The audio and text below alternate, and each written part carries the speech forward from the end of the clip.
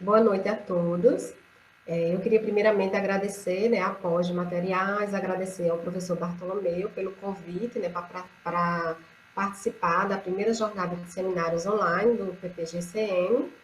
Eu vou me apresentar rapidamente, que eu acho que nem todos me conhecem, né? Meu nome é Poliana Trigueiro, eu estou como pós-doc no programa de materiais na UFP, e hoje eu vou falar um pouquinho para vocês sobre argilas e argilominerais, né, propriedades e aplicações.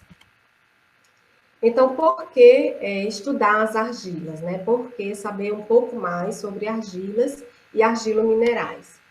Esses materiais, eles são... deixa eu só colocar opções de seta visível. Bom, as argilas e os argilominerais, eles são materiais que estão no nosso cotidiano e na ciência, eles estão presentes bem mais do que a gente imagina. Né? Então, as argilas comuns, elas são tradicionalmente aplicadas na construção civil, né? Tanto nas cerâmicas vermelhas quanto nas cerâmicas brancas. Também são tradicionalmente aplicadas em objetos de decoração, já são bastante aplicadas em cosméticos e na pintura artística, né? Na pintura artística, na formulação dos pigmentos. Mas com o avanço da ciência, com o avanço da tecnologia, com o aprofundamento do conhecimento da estrutura e das propriedades desses materiais, hoje em dia eles já são aplicados na indústria de ponta, em materiais avançados e até em biomateriais. Então, hoje em dia, os argilominerais eles já são bastante aplicados em medicamentos, em células solares, em implantes e nas biotintas, né, para bioimpressão em 3D. Aqui eu coloquei nesse slide uma pesquisa, né, que eu fiz nessa base de dados da Scopus, onde eu coloquei apenas as palavras-chave argilas e argilominerais. E foram encontrados mais de 42 mil documentos publicados com esse tema. Então, no primeiro gráfico, mostra os anos de publicação, né? Então, esses materiais, eles já vêm sendo estudados há bastante tempo, mas hoje em dia ainda existe um crescente interesse quanto a esses materiais. Nesse segundo gráfico estão os autores, né? Então, quando a gente estuda um determinado material, um determinado tema, então a gente vai reconhecendo os autores que mais publicam na nossa área. E aqui, bem próximo desses 10 autores, também tem o professor César Viceras e a professora Magui Jaber, que são parceiros diretos do nosso grupo de pesquisa, né? O professor César Viceras na Espanha e a professora Magui Jaber na França. Nesse terceiro gráfico, eu coloquei os países que mais publicam com esse tema, né? Argilas e argilominerais. E a gente vê aqui que o Brasil ele está em 12º lugar em publicação.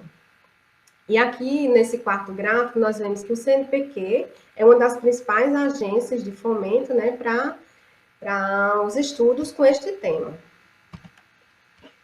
Então, vamos lá para os materiais propriamente ditos. Então, o que são argilas? As argilas são materiais naturais compostos por partículas extremamente pequenas de um ou mais argilo-mineral, né? Então, a gente mostra aqui alguns tipos de argila, né, que são encontradas, dependendo elas são classificadas dependendo das suas propriedades e sua estrutura. E aqui os principais argilo-minerais constituintes.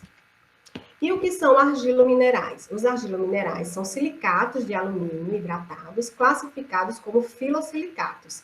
Então, os argilominerais, eles possuem algumas características específicas que os classificam como tal.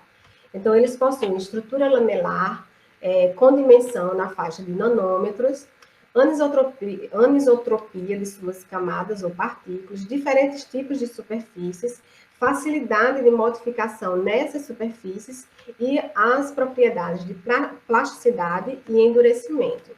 Então, como eu estou falando para vocês que os argilominerais são silicatos, classificados como filosilicatos, eu vou só para a gente entender um pouco desses materiais, da estrutura, das propriedades, eu vou falar só um pouco de classificação, subclassificação e estrutura. Então, os silicatos, eles são materiais que são compostos, né, por silício e oxigênio. E os minerais de silicatos, eles apresentam os tetraedros de silício em sua estrutura cristalina. Então, os tetraedros de silício, eles são compostos, né, pelo silício como a cátion central, e ele está coordenado tetraedricamente a 4 átomos de oxigênio. E nos sítios octaédricos, né, o alumínio, como cátion central, hexacoordenado a 6 átomos de oxigênio. Então, os silicatos, eles são classificados de acordo com o arranjo desse tetraedro de silício. Então, os nesosilicatos têm esses tetraedros isolados, os sorosilicatos apresentam esse arranjo duplo dos tetraedros de silício, e assim vai, né? Ciclosilicatos, tectosilicatos, e aqui eu destaco para vocês os filosilicatos, né? Como eu falei antes, os argilominerais são silicatos de alumínio hidratados classificados como filosilicatos. Então, eles são classificados como filosilicatos devido ao arranjo, né, dos tetraedros de silício. Esses tetraedros de silício são ligados aos tetraedros vizinhos pelos 3 oxigênios basais, formando, né, essa estrutura em folhas. Por isso, eles são classificados como filosilicatos, porque existe uma folha de tetraedros de silício na sua estrutura. Então, tá aqui. O silício, né, como íon aqui central, coordenado tetraedricamente aos 4 átomos de oxigênio, e quando eles se juntam, né, eles se ligam aos tetraedros vizinhos, formam a folha tetraédrica da estrutura dos argilominerais. Já a folha octaédrica, né, nós vemos o quê? Que tem o alumínio como cátion central, hexacoordenado a 6 átomos de oxigênio. Já os octaedros de alumínio, eles se ligam aos octaedros vizinhos pelas arestas, formando essa estrutura das folhas octaédricas. Quando essas folhas tetraédricas, elas se juntam às folhas octaédricas, né, eles podem formar 2 tipos de estrutura dos argilominerais. As estruturas do tipo 1:1 e as estruturas do tipo 2:1. Na estrutura do tipo 1:1, né, só tem uma folha de tetraedros de silício ligadas a uma folha de octaedros de alumínio.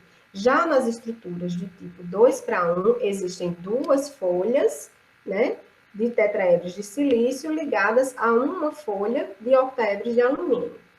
Tanto nas estruturas do tipo 1:1 como nas estruturas do tipo 2:1 podem ocorrer substituições isomórficas, né, nos sítios tetraédricos ou nos sítios octaédricos.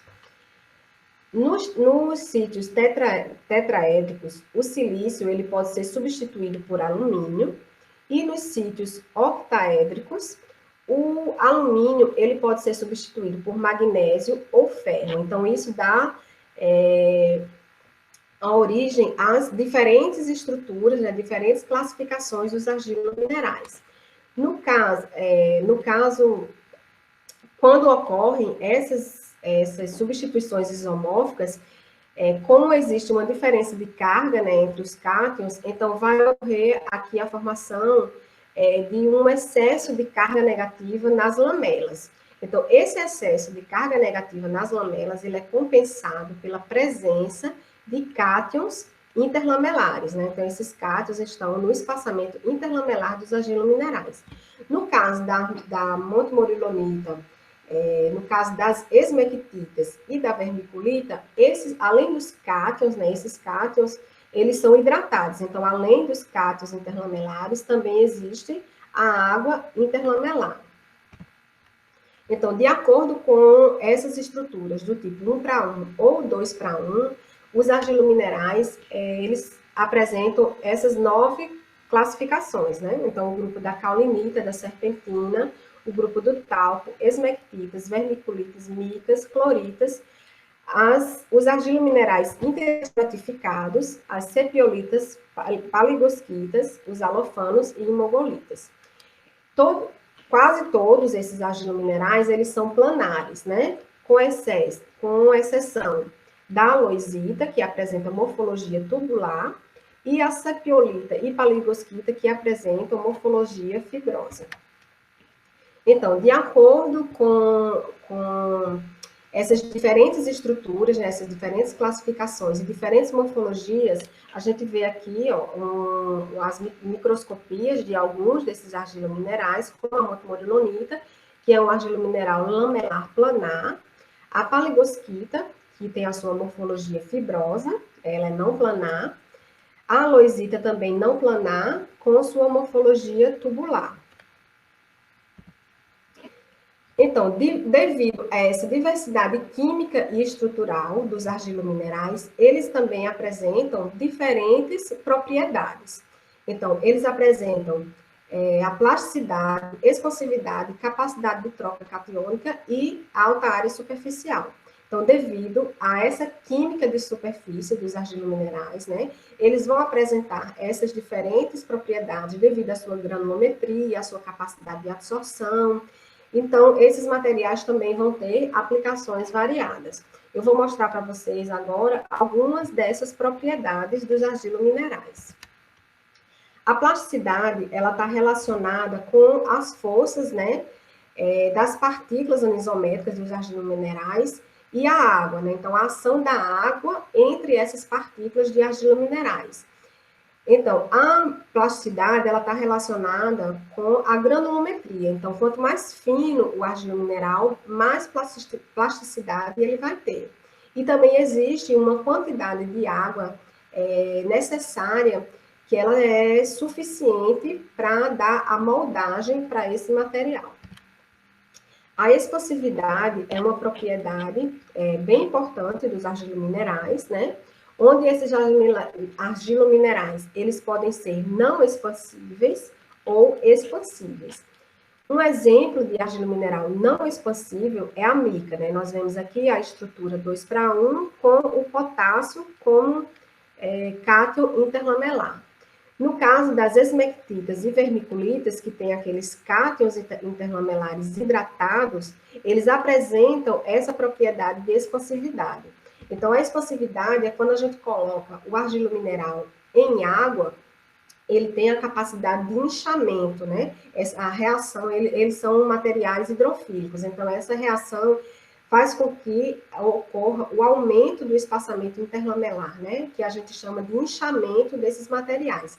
E essa propriedade é muito importante quando a gente vai fazer a interação, né, dos argilominerais com outro tipo de estrutura. Já a capacidade de troca catiônica, ela é uma consequência daquelas substituições isomórficas que eu falei para vocês no início, né?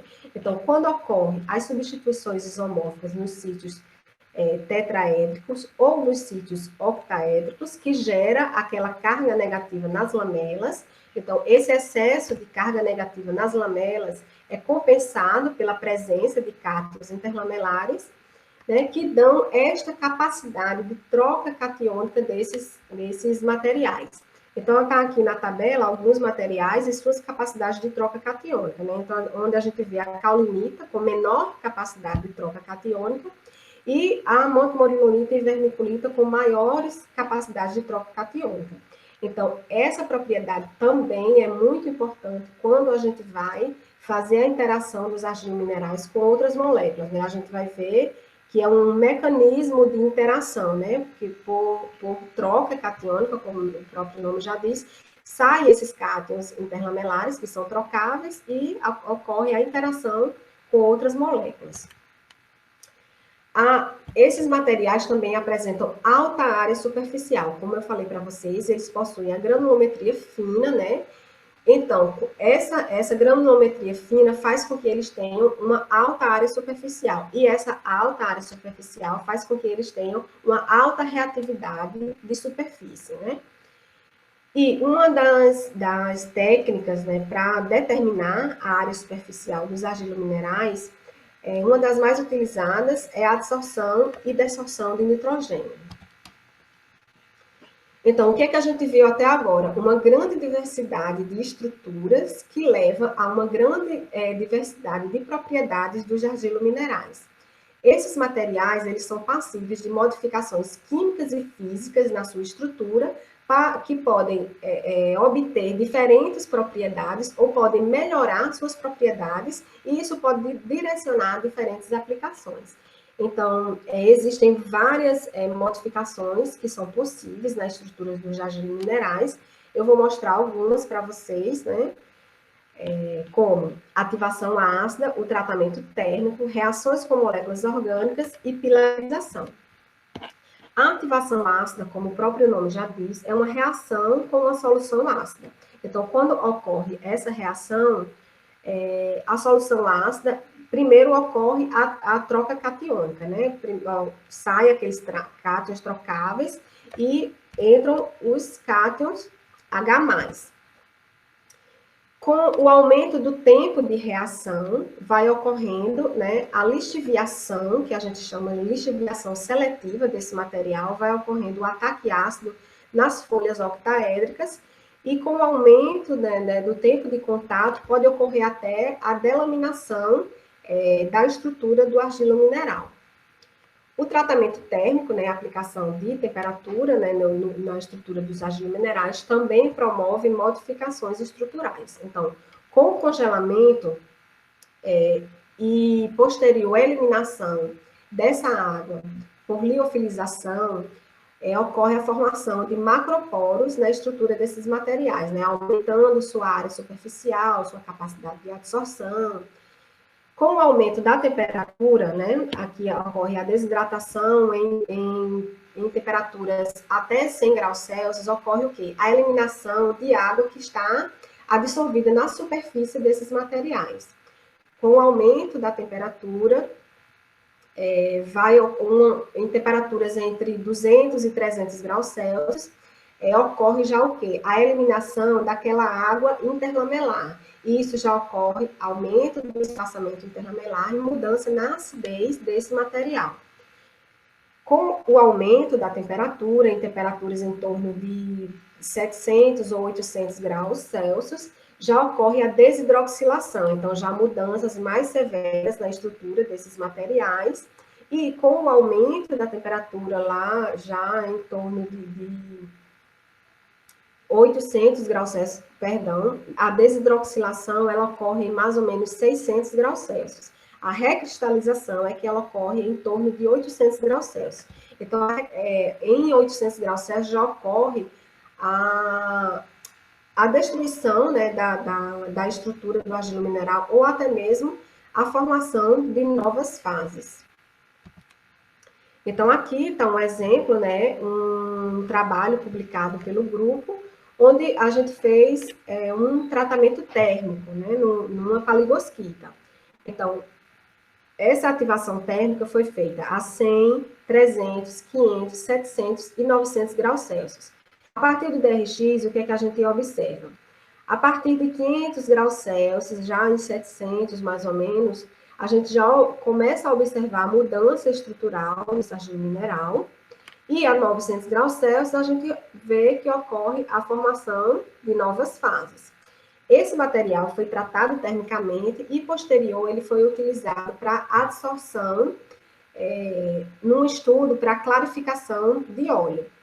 Então, nesse estudo, foi observado a adsorção do beta-caroteno, né, no caso, que dá a coloração para o óleo. E a 500 graus Celsius, esse material tratado a 500 graus Celsius, ele teve melhor propriedade de absorção do beta-caroteno, né, ocorrendo essa clarificação do óleo. A 900 graus Celsius foi observado o quê? Que já ocorre a formação de novas fases, esse material não teve mais capacidade absortiva, então já não foi um material que seria aplicado para clarificação de óleo. As interações com moléculas orgânicas também são outras modificações estruturais, né, possíveis na estrutura dos argilominerais, e essas interações, elas se dão nas diferentes superfícies dos argilominerais, nos diferentes sítios de adsorção, né, na superfície externa, nas bordas, nas intrapartículas, e também pode ocorrer diferentes mecanismos de interação. Então, pode ocorrer a troca catiônica, interações eletrostáticas, as ligações de hidrogênio, a grafitização de moléculas orgânicas, podem ocorrer as ligações covalentes, as forças de Van der Waals. Então, o que é que a gente vê? Que as interações com moléculas orgânicas se dão nos diferentes sítios de adsorção e também por diferentes mecanismos de interação. Aqui também está um exemplo de um trabalho, né, com modificação com surfactante, né, esse trabalho publicado em parceria, né, com o grupo da Paraíba, onde uma argila bentonita ela foi modificada com diferentes surfactantes, né, catiônicos. Então, o que é que se observa? Que essa interação ela pode se dar em monocamada, né, onde o surfactante ele se apresenta no espaçamento interlamelar em monocamada ou em bicamada, né? Então isso vai depender tanto da concentração de surfactante quanto do tamanho da cadeia, né? No caso aqui foi utilizado surfactantes com 14, 16 e 18 carbonos, e também foi utilizado diferentes concentrações, com 100% e 200% de sua capacidade de troca catiônica. E a gente observa, a partir do DRX, o aumento desse espaçamento interlamelar, né, que foi de 1,26 até 2 nanômetros. Então, observa-se o quê? Que dependendo do tamanho da cadeia e da concentração de molécula que você vai interagir, pode ocorrer diferentes interações, claro, monocamada ou bicamada, que vai aumentar o espaçamento interlamelar dependendo do tamanho da cadeia de surfactante. As interações com polímeros, elas também são interações com moléculas orgânicas e elas geralmente formam os nanocompósitos polímero-argila. Esses nanocompósitos, eles apresentam alta estabilidade térmica e mecânica, diminuição da permeabilidade de gases e aumento da biodegradabilidade desses polímeros, né, os chamados polímeros verdes. E essas interações com os polímeros, eles também se dão por diferentes mecanismos de interação. Então, esses polímeros, eles podem estar intercalados, né, naquele espaçamento interlamelar. Pode ocorrer a delaminação parcial, onde ele vai estar intercalado e vai estar intrapartícula, né, ocorrendo a delaminação da estrutura do argilomineral. E também as folhas, ele pode estar totalmente esfoliado, que chama, né? E essas folhas de argilominerais, ela vai estar totalmente dispersa na matriz polimérica. Então, a gente observa o quê? Que esses nanocompósitos, né, eles apresentam diferentes mecanismos de interação argila-polímero. A pilarização também é outro tipo de modificação estrutural dos argilominerais bastante utilizada, né, bastante estudada, né, bastante publicada. E essa modificação se dá pela intercalação de cátions inorgânicos, né, no espaçamento interlamelar. Então, o tipo mais comum de pilarização é com o íon Kg. Então, ocorre o quê? Pela hidrólise do cloreto de alumínio com uma solução de hidróxido de sódio, ocorre a formação, né, do íon Kg, o cluster de alumínio, que ele é intercalado e já ocorre o aumento desse espaçamento interlamelar. Para formar os pilares, tem uma calcinação, né, subsequente. Então, geralmente, a 500, 550 graus Celsius, daí se formam pilares estáveis, né, dióxidos, e a formação da mesoporosidade, né, da porosidade permanente desses argilominerais. Então, através da pilarização, ocorre a formação de pilares dióxidos estáveis e o aumento da porosidade dos argilominerais.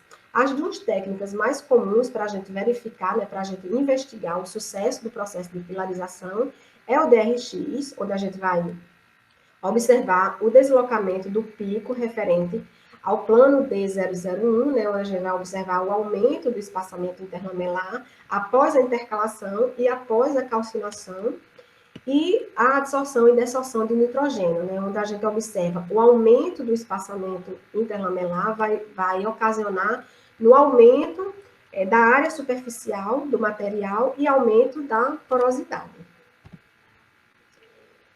A partir também daquela pesquisa que eu fiz no início, né, daqueles mais de 42 mil documentos, nós vemos o que? As diferentes aplicações para os argilominerais.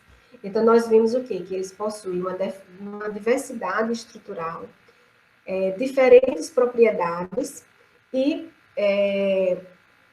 as modificações físicas e químicas que são possíveis nessa estrutura, então, direciona esses materiais para as mais diversas aplicações. Então, existem infinitas aplicações para os argilominerais.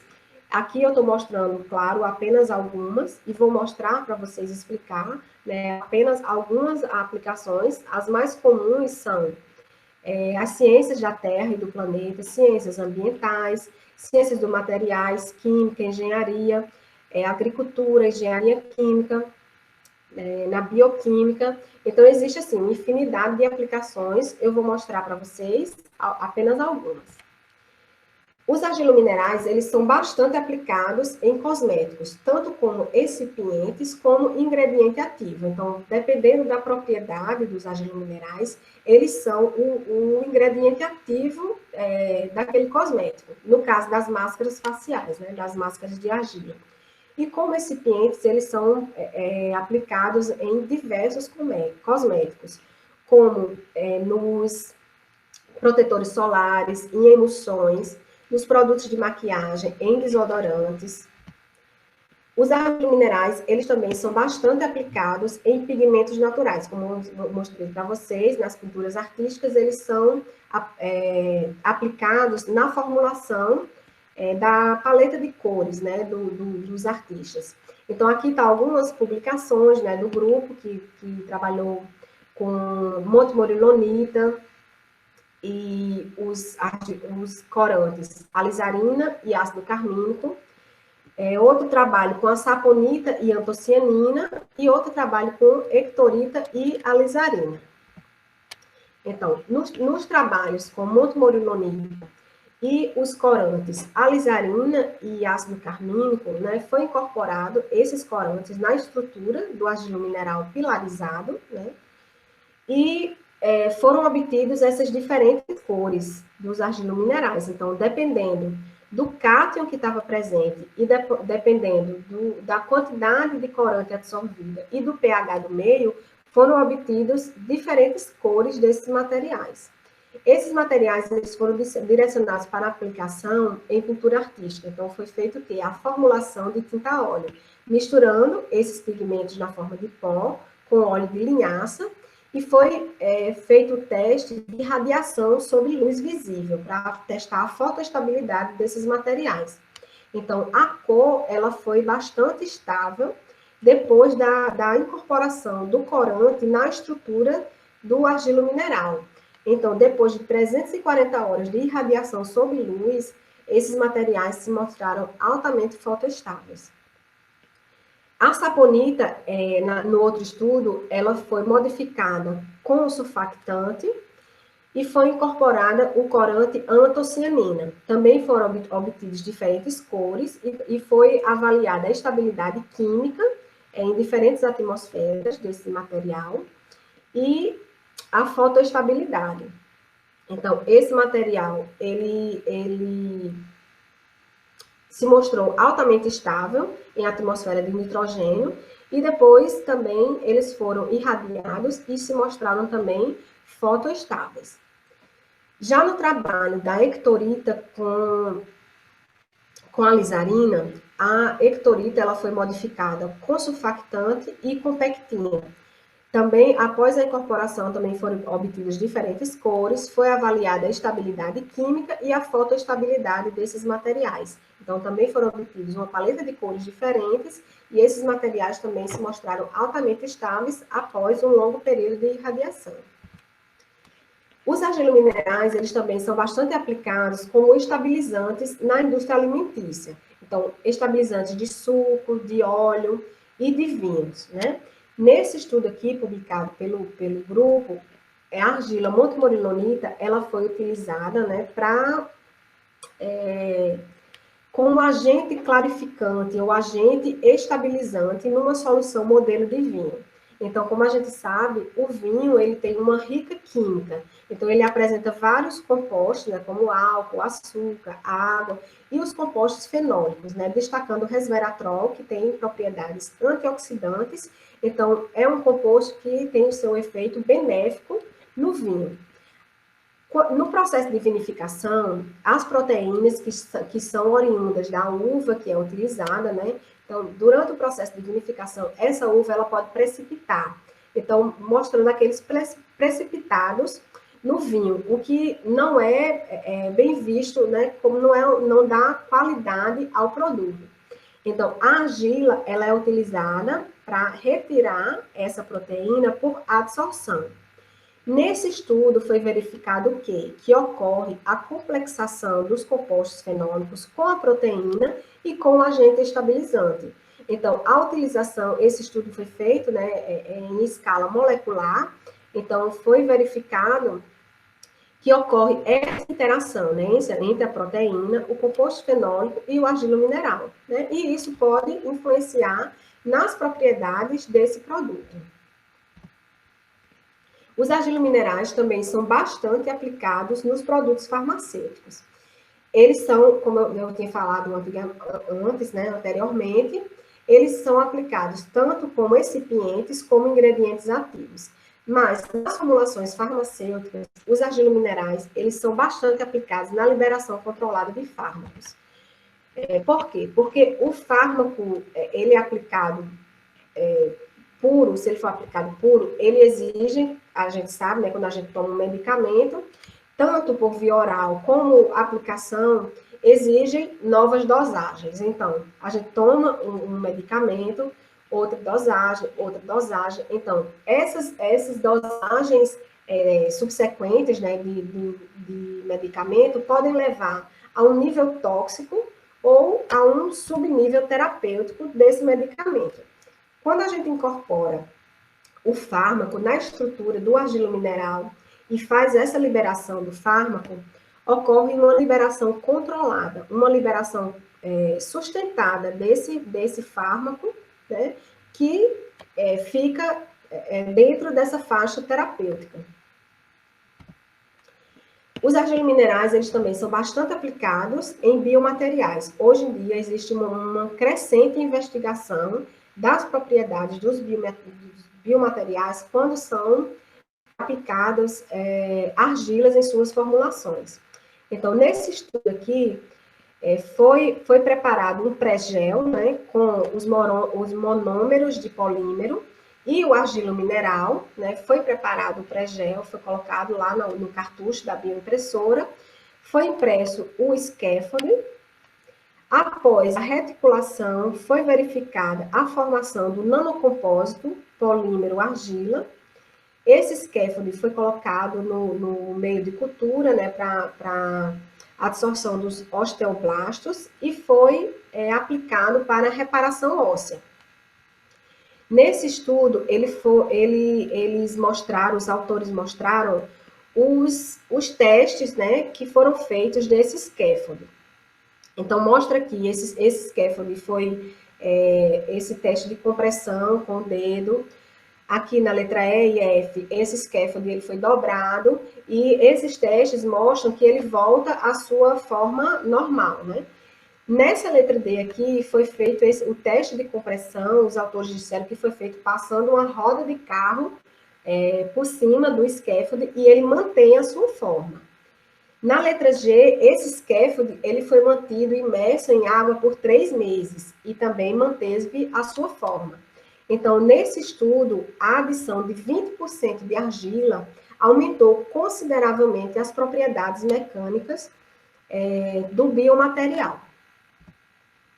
Nesse estudo, os autores mostram os diferentes tipos de argilominerais que são aplicados, né, nos biomateriais. Montmorilonita, aloisita, laponita e sepiolita são os mais utilizados, né, para a formação desses nanocompostos, né, polímero argila, que geralmente são os utilizados nos biomateriais, e eles podem ser em forma de filmes, em forma de scaffolds fibrosos, que são muito utilizados na liberação de fármaco, nos hidrogéis né, a adição de argila mineral aumenta as propriedades mecânicas dos hidrogéis, e nos scaffolds, né, nas biotintas, como aditivo nas biotintas, né, para a impressão 3D, tanto de scaffolds como de outros objetos, como esses vasos bifurcados.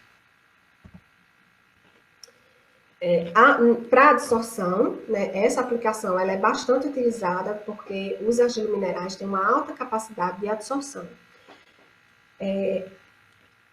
As diferentes moléculas, elas são absorvidas nos diferentes sítios, né, de interação dos argilominerais. Então, eles podem absorver na superfície, nas bordas, no espaçamento interlamelar e nas intrapartículas. Então, esses diferentes sítios de adsorção levam à capacidade de adsorção de diferentes moléculas, né, biomoléculas, até mesmo macromoléculas ou diferentes fármacos.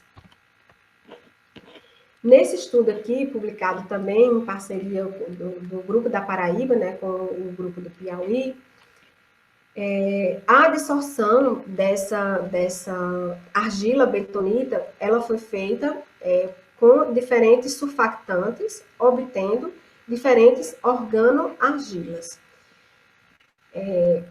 Aqui mostra os diferentes mecanismos, né, de interação em monocamada, em bicamada, e essas organoargilas, elas foram utilizadas para a absorção de um fármaco, né, do diclofenaco de sódio. Então, mostra aqui que esses diferentes sítios de absorção apresentam o quê? Diferentes mecanismos de absorção desse fármaco, né, que eles podem absorver nas bordas, no espaçamento interlamelar, né, devido a essas interações hidrofóbicas aqui, com o surfactante que foi utilizado para modificação da argila. Hoje em dia também existe um crescente interesse da utilização das argilas para a fotocatálise. Aqui está um trabalho do grupo, né, onde foi obtido um fotocatalisador à base de argila mineral para fotodegradação de corante. Então, quando a gente utiliza o argilo mineral como suporte para esses semicondutores, existe a dispersão, né, desses semicondutores na estrutura do argilo mineral. Então, quando esses fotocatalisadores, né, esses semicondutores são irradiados, seja por luz visível ou ultravioleta, ocorre a excitação, né, dos elétrons que passam da banda de valência para a banda de condução, formando aqueles pares de elétron-buracos que podem migrar para a superfície do semicondutor, ou também pode ocorrer a formação de espécies altamente reativas, né? E daí vão ocorrendo as reações de oxidação e redução que vão degradar essas moléculas de poluente. Então, na fotocatálise, os argilominerais são bastante utilizados como suportes, né, porque eles possuem alta área superficial, eles são não tóxicos, então eles aumentam a eficiência fotocatalítica dos semicondutores e ainda facilita a remoção desses materiais em solução. Nesse estudo, a gente mostra uma abordagem diferente também para os argilominerais, onde foi feita a intercalação da tetraciclina, né, na estrutura de diferentes argilominerais, com diferentes morfologias, né? Então, na cepiolita e na paligosquita, a tetraciclina, ela interagiu não apenas, né, nos canais, como também na superfície. Já nos argilominerais lamelares que foram utilizados nesse estudo, a tetraciclina ela está totalmente intercalada. Então, nesse estudo, esses materiais foram irradiados com luz ultravioleta por 200 horas. E foi verificado que o aumento da fotoestabilidade desse material quando intercalado nos argilominerais lamelares. Então, o que ocorre? A proteção, né? A fotoproteção desse fármaco pela estrutura do argilo mineral. Então, eu queria agradecer a todos, né, pela participação. Agora, estou aberta às perguntas, né? Kelso vai passar para mim as perguntas e eu vou tentar responder para vocês. Marília Andrade pergunta, qual é a diferença entre argila e argila mineral? Bom, Marília, a maior diferença entre argila e argila mineral é que as argilas, elas são materiais naturais e os argilominerais, que são os constituintes das argilas, eles podem ser naturais ou também podem ser sintéticos, né? Os argilominerais, eles podem ser sintetizados, né? No caso, no meu estudo do doutorado, eu sintetizei a motomorilonita e basicamente é assim, para entender, as argilas, elas são os materiais naturais que são oriundos da gênese, né, mesmo do solo, então, é o material natural. Os argilominerais, eles são os constituintes das argilas. Os principais constituintes das argilas. Então, eu não sei se você entendeu. A argila é o material natural e o argilomineral é o material que é o principal constituinte da argila. O Wilton de Carvalho Lopes fala, aerogéis de matriz polimérica, no caso, né, polímero argila, são utilizados para retardamento de chama e isolamento térmico, né, que é uma das inúmeras aplicações das argilas. O equipamento para caracterização de retardamento, para taxa de liberação de calor, ou tempo de ignição, é o calorímetro de Koenig. Ele está perguntando se na UFP tem esse equipamento.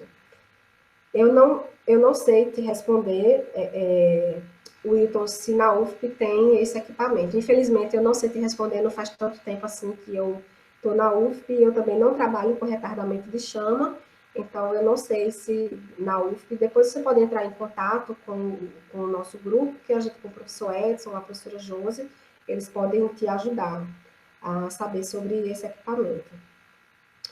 O Valber Freitas diz parabéns pela apresentação. Sabendo-se das características dos argilominerais, como a elevada área superficial, eles são usados como matrizes para os óxidos semicondutores, que se aglomeram quando excitados e a eficiência fotocatalítica ela pode ser prejudicada. Gostaria de saber se há uma forma de se determinar, sem tentativa e erro, uma taxa de proporção do sistema onde a absorção dos argilominerais não prejudique a fotocatálise. Bem, Valber, pesquisa não tem, não existe pesquisa sem tentativa e erro, né? Primeiramente, a gente pesquisa na literatura, a gente vê as concentrações, cálculos estequiométricos para ver a concentração de óxido que a gente vai incorporar nas argilas para esses estudos de fotocatálise. Na realidade, a adsorção, ela não vai prejudicar o seu processo fotocatalítico, né? Porque quando ocorre também a adsorção do poluente, existe um limite, claro, mas pode ocorrer a adsorção do poluente na superfície do argilomineral e isso até aumentar a atividade fotocatalítica do seu material.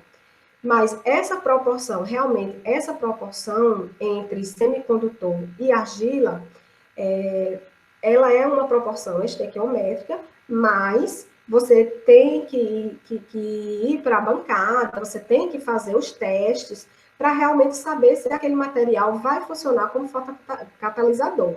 Não existe uma fórmula, né, que a gente vai utilizar, vai depender do argilomineral, da morfologia do argilomineral, vai depender do semicondutor, vai depender do método de síntese. Então, tem vários parâmetros, né, que são estudados para você realmente investigar se aquele material vai funcionar como suporte e como fotocatalisador. Fran Araújo pergunta, Poliana, parabéns, é possível controlar o distanciamento entre as camadas da argila a partir da pilarização? Fran, esse controle do espaçamento interlamelar vai depender, claro, do tamanho do cátion que a gente vai utilizar. Por exemplo, a pilarização com alumínio, que eu mostrei para vocês, que é a mais comum, ocorre um aumento significativo do espaçamento interlamelar, porque ele é um cátion maior, do que quando a gente pilariza com ferro ou com titânio. Sempre, o que é que os estudos de pilarização indicam? Que a gente utilize precursores que formam clusters, que chamam. Então, eles vão formar aqueles cátions maiores, né? Que após a calcinação vão formar os pilares de óxido. Então, esse distanciamento, ele é controlado, claro, dependendo do cátion que você vai utilizar no seu processo de pilarização. O professor Edson Cavalcante, parabéns pela apresentação, fala um pouco mais sobre argilominerais sintéticos e naturais e sua influência nas aplicações. Como eu falei, né, os argilominerais, eles podem ser naturais e eles podem ser sintéticos. Os argilominerais naturais, né, como eles são materiais naturais, eles podem conter impurezas, né, então a gente faz a purificação prévia desse material para poder utilizar, dependendo do tipo de aplicação. Por exemplo, se você vai usar em biomaterial, você quer o máximo de pureza possível desse material. As argilas sintéticas, no caso, elas já apresentam essa pureza, porque a gente não incorpora